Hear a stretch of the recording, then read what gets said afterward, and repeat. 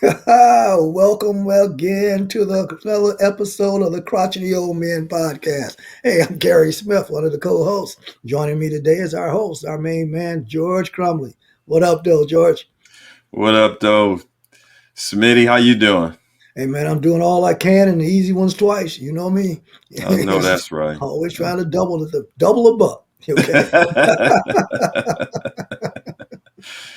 Yes, Wow. indeed. Another beautiful day, man. And as we continue to, spread this information and educate and expose our audience, it's awful interesting, some of the questions that I get, some of the, grandpas now, which is, folks that we grew up with, and they got grandkids, which we all have, which is a blessing. Amen. And you think back and how we were raised, cutting the lawn and throwing newspapers, which you don't even throw newspapers anymore, and the little change that we did make. I often get the question, from folks now is, what do I invest in? How do I, direct my grandkids in as far as what to look for, how to build wealth, which is a good question because when we were coming up, we didn't necessarily ask that question. We either stuck it in a little piggy bank or under a mattress, or if we really got froggish about it, we'd leap over to the bank and open up a bank account. But things have changed, and I thought that'd be a good subject today to talk about today, which are some of the options about what to do with the 25, 50, $100 that your kids do get, your grandkids get, and helping them understand how to build wealth. Amen. I mean, and I think the timing is so right because we're about a week ahead of Black Friday. Okay. And, those of us as grandparents, like you said, we all are pretty much, but not just grandparents, but parents as well. And that many of us going to, and, grandparents, we have no limits pretty when it comes to our precious grandchildren. You understand? So we're going to spend. All Right. right, we're gonna buy. They come to grandpa, give me a little list and stuff, and because we can, we'll typically probably either buy everything on the list or at least buy most of the stuff on the list, right? Right. And there's nothing wrong with that to a certain extent. And to your point in our topic today, I think that rather than go out and buy a lot of, I call it trinklets and trash, really, because I don't care how old they are, you can buy them the latest and greatest toy today. By by January, that bad boy would be back in the box somewhere and it'd be off to the next new thing, Right. right? Right. So, but let's say, for instance, I know even with my grandkids, and certainly, matter of fact, my kids before they got older, was these, I still call them Nintendo games, but I guess they're not called that anymore. No. Okay, so what are these video games and what have you?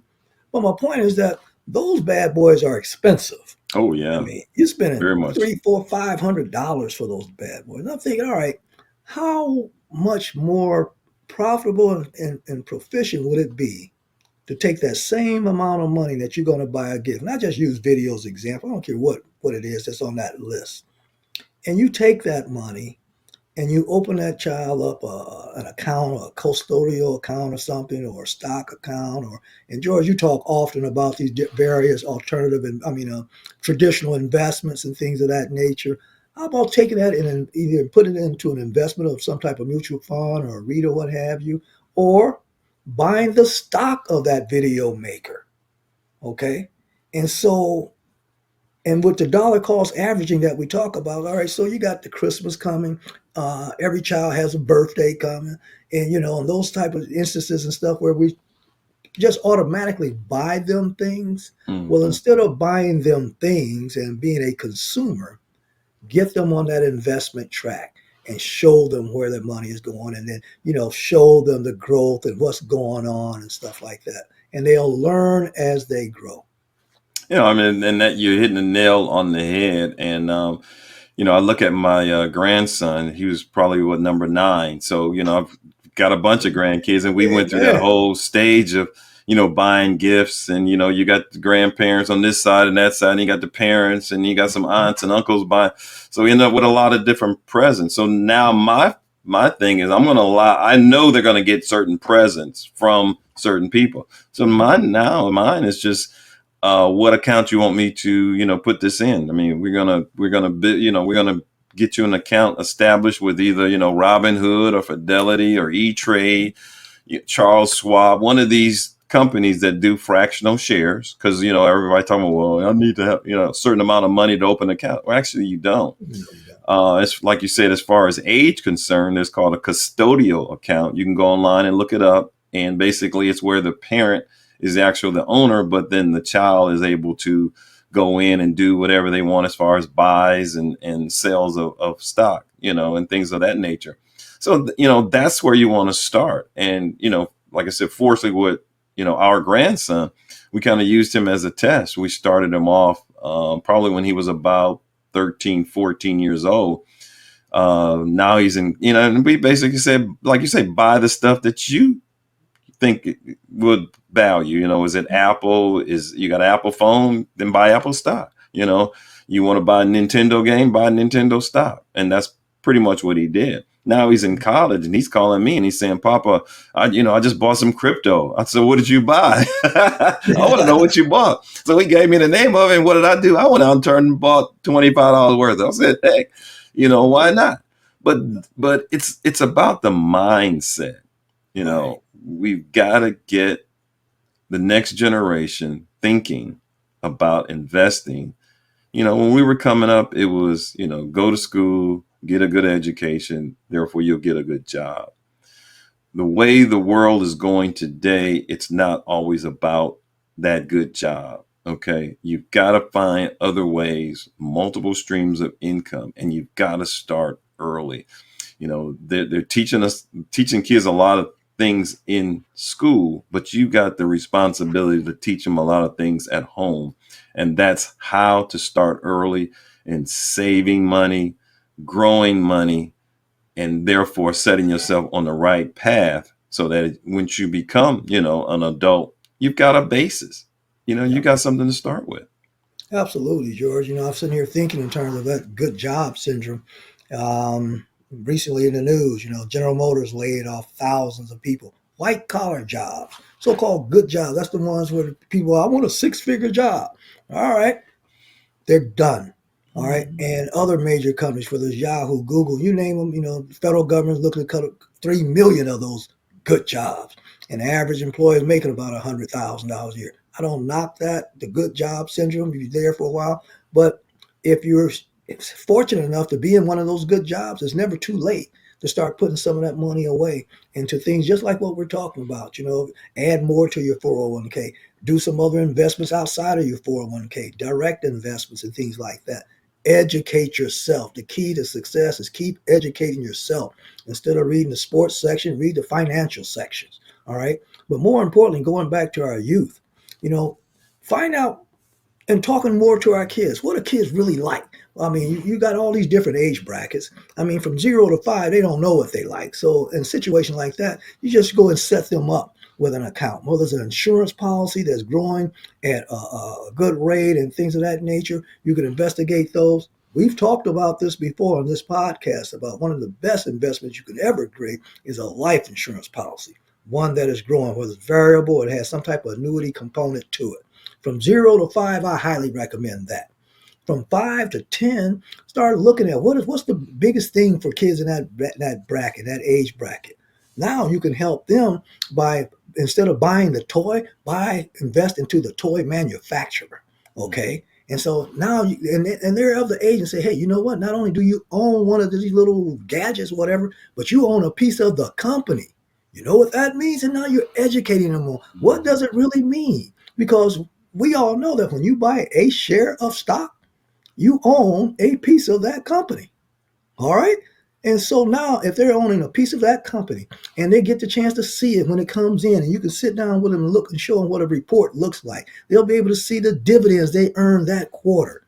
And then by continually doing that and giving them some responsibility around the household, this is going to a little parenting 101 over here, a little sidebar.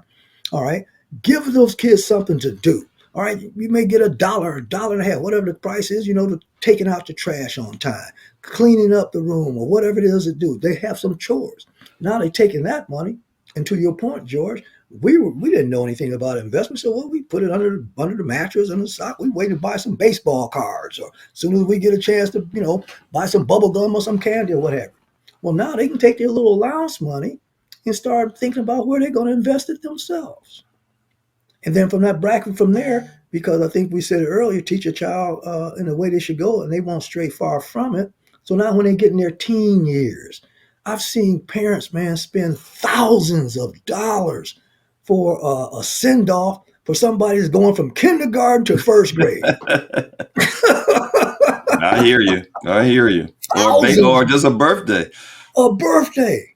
I mean, thousands. What is it? A send off? Where are they going? Oh, my baby's going from kindergarten to first grade. You make me want to curse. No joke, Sherlock. You know the word that goes between that. Come Yeah. on, man. That's foolishness. Yeah. You take that same amount of money and start that kid some type of investment account that's going to Right. accumulate over years, over Oh, time, absolutely. you know.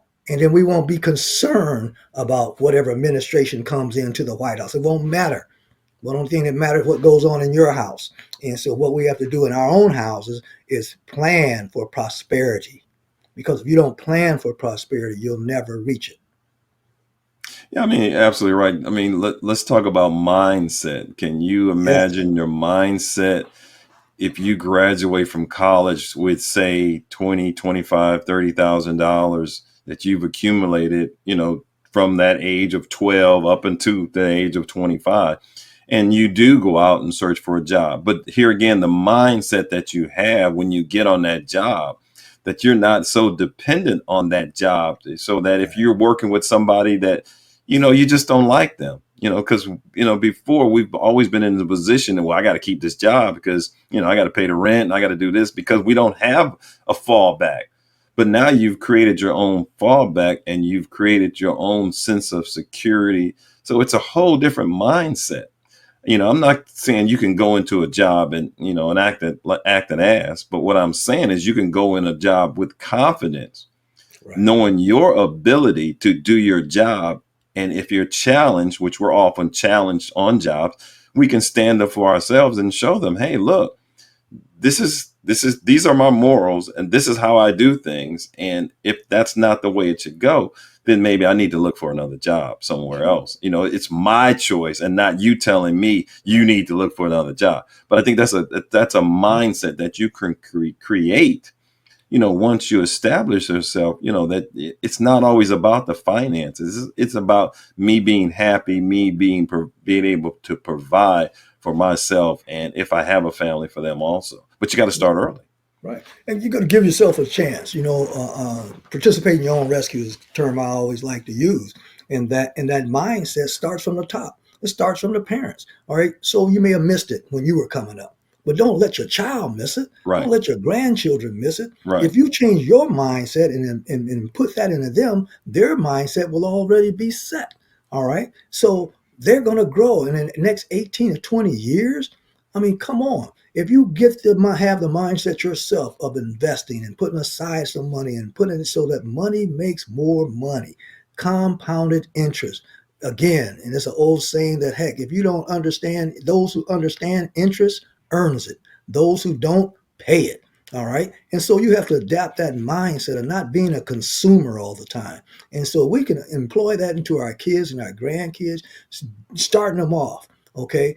And when, like you said, with that job, by the time they're in the workforce, they may have amassed 25, 30, 50,000. Only God knows, because it depends upon what investment vehicle you use.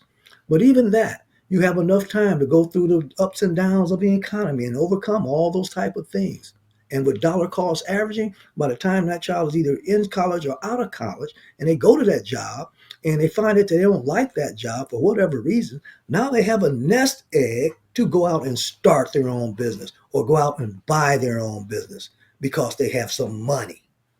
Okay, so we enable them from an early age, from the womb to the tomb, in order to create wealth. Because if we don't do it, Harvard, U of M, and all the rest of these major colleges out there, that's not their job to do it. No. No. Mm-mm. So we have to have the mindset ourselves. We got to adapt that mindset. That, yeah, as you go to your job, okay, getting off your job is not to go and chill. You get off your job to go and build a Yeah. legacy and something for your future. Right.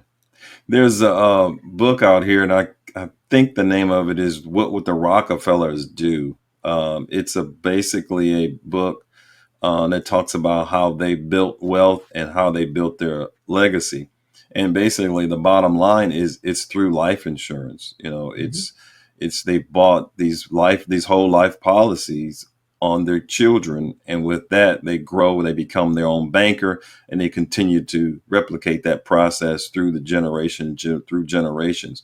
So here again, advice to young parents, to young folks. As soon as you get an opportunity, look at buying not a life insurance policy that doesn't grow, but buy one which is either a whole life or a variable life policy, because that will give you a foundation, that will take you through the rest of your life. I mean, that's one of the best things that ever happened to me was when my brother came to me. I think I was 20, and he said, "We're gonna buy this variable life policy." And I said, "For what?" He said, "Don't worry, don't matter for what. You just go ahead and do what I said." Right. And I'm still, I'm almost 70 years old, and I'm still reaping the benefits from that That's right. that information and that policy. And That's right. I have to say that's the most beneficial information that I've ever received. Absolutely. Yeah, Absolutely. Man, we got to invest in ourselves, in our in own ourselves. capabilities. There's nobody coming to save you. Nope. Okay. All right. So, and as black, I'm not even going to say black and brown, black folk, time out for chilling. Let's get that nonsense, that vocabulary out of our vernacular. Okay. I'm going to chill. What are you going to do when you get off from work, man? I'm just chilling. It's time out. Unless your butt is an Eskimo or an ice cube, you have no business chilling. Okay. You need to be somewhere building wealth or trying Yeah. to figure out how the heck to do it. Okay. Yep. Time out for that chilling crap. We the only one talking about I'm chillaxing and chill. No, you're going broke. That's what you're doing. Okay, you're making somebody else rich, and you chilling, Mhm. going broke. And what happens to most ice cubes when they're out of the cold? They melt. They melt. Okay, so you're Hmm. going broke slow. Stop chilling and start building There a you go. legacy, building a profitable machine or something, building something for your children's children, and we'll never have to be concerned about somebody coming to save us ever again because Right. they ain't coming. You're All right, right. Good George. stuff, Smitty. Good stuff. So hopefully our audience will, check out these custodial accounts. They'll check out these variable life and whole life policies, and they'll get started on this track because, like you said, nobody's coming to save us. You've got to build your own wealth. You've got to build your own security, and you've got to control your own mindset. Therefore, you're not worried about all these outside forces that people continue to try to drill in your head because, hey, And you know what? I'm gonna be political. We the only ones scared. Only ones crying. What's gonna happen? What's gonna happen? You know why you're scared? Because you're not prepared. you're not That's why. prepared.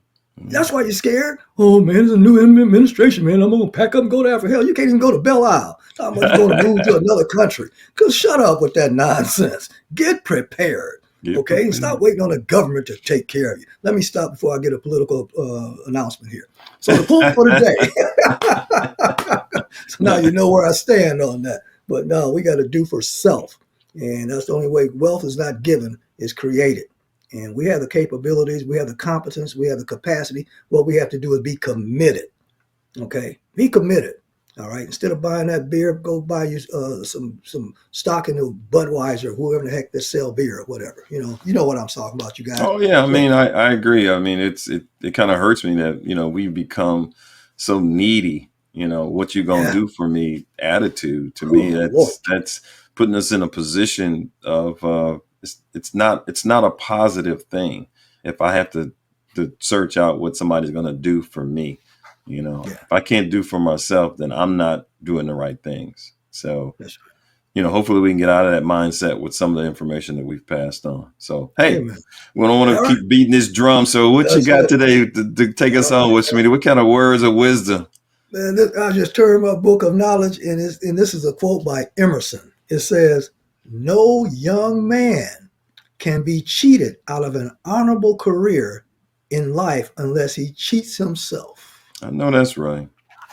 That Love it. wraps it Love it. all. Amen. So, as we like to say on the Crotchety Old Men podcast, if you Hey, didn't know, now nah, you you know. know. All right. Take care. Take Be care. safe. Peace.